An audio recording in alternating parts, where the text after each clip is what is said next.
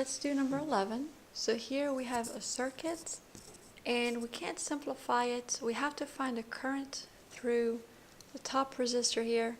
So we're going to have to use Kirchhoff's rules. So the first step is to draw which way the currents are going. There's going to be a junction. There's going to be 3 currents there. Some 1 or 2 currents going in, 1 or 2 currents coming out. So you draw this how you want. I chose to draw a current going down here, called it I1, current to the left, I2, and a current down, I3. And then the second thing is to figure out which loops you want to go around. You have some choices. You can do this top loop, this bottom loop, or you could even do this outer loop. So what I chose to do is I chose to do this top loop, and I wanted to go across it clockwise. And then the bottom loop, I also went across it clockwise. And this is how I did it a long time ago, but now looking back, it probably would have been a little bit faster to pick the outer loop, because the outer loop only has 2 resistors and 1 voltage, while this one has 2 resistors and 2 voltages. But it's not a big difference, because they still both have 2 resistors. So now I'm ready to use my 2 rules. My junction rule says the current in equals the current out. I have 1 and 2 going in to the junction and 3 going out. So I'm going to have I1 plus I2 equals I3. That's the junction rule. Conservation of charge. And then we have the loop rule. So I'm going to go around my loop, and I need to say where I'm going to start. I'll start right here. I'm going to go around and add up all my potential differences, and they're going to sum up to 0.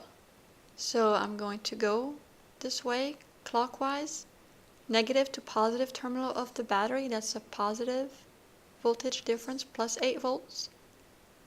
And then I'm going here. And I need to figure out, am I going with or against the current? Well, I drew I1 going this way, going down. That means that I1 must have been going this way, because there's only 1 current here, I1. So I'm going against the current. So that's going to be a positive 2 times I1, the IR. R is 2 and I1 is the current. And then I keep going. And now I'm going here across the 6 ohm resistor, and here I said that I2 was going to the left. So this time I'm going with the current. So that's going to be minus 6 I2 minus IR. And then I'm going from the positive to the negative terminal. So that's a negative. It's a drop. So minus 9 volts. The sum of all of these gains and drops must equal 0. That's the loop rule. So now I have 2 equations and 3 unknowns. And before getting too carried away, because the next thing we would do is we would go ahead and do this for the 3rd loop. Let me go ahead and do it for the 3rd loop. But you really need to really look at what the question is asking for sometimes before you do too much work. But if you were to do the 2nd loop here, let's say that you started over here, then you would have a positive 9 volts, because you're going from left to right here, from negative to positive terminal. Here you'd be going against the current, so that would be a positive 6 I2. And then here you would be going against I3, so that would be a positive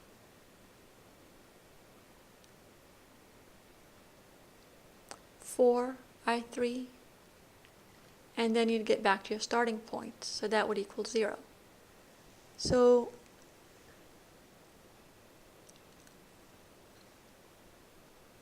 sorry, and I was thinking of this problem. So here we actually had to do these 3 things. We're not doing too much work here.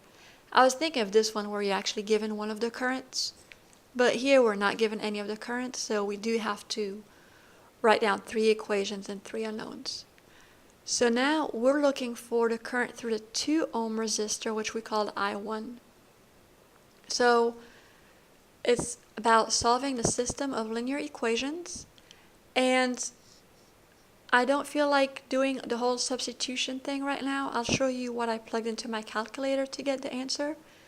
I posted a link on Blackboard that shows you how you can use your calculator so that once you have 3 equations with 3 unknowns, it will pop out the answers for you.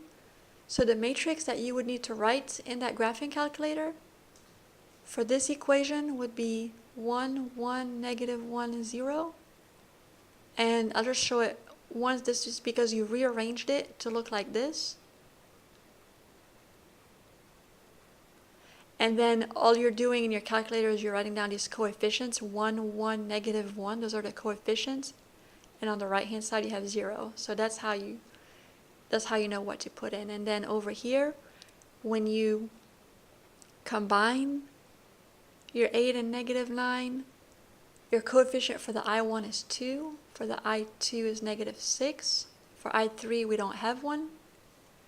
Over here you're going to get negative 1 for 8 minus 9, but you're going to put that negative 1 over to the other side, so you're going to get 1. So that's the shortcut using the calculator. You look over here for the third equation, you don't have any I1, that's 0. I2 is 6, I3 is 4. Bring the 9 over to the other side, you get negative 9. So this is the matrix that you're putting into the calculator as a 3 by 4 matrix. And when you use the R, I think it's called REC, something like that, reduced row echelon form, for this matrix that you have defined, it will pop out the answers. And what the answer is that it will pop out, it's going to say 1, 0, 0 is negative 1, and then 0, 1, 0 is negative 0.5, and then 0, 0, 1 is negative 1.5. That's what it will pop out. You've defined this matrix as the A matrix, and then you've done reduced row echelon form of this A matrix, and it'll pop out this. And this means that your I1 is negative 1 amps, I2 is negative 0.5 amps, and I3 is negative 1.5 amps. So all the currents were negative in my case, which means that I picked all of them in the wrong direction. So for I1 over here through the 2 ohm resistor, it's actually going to the right, but the amount of it is 1 amp.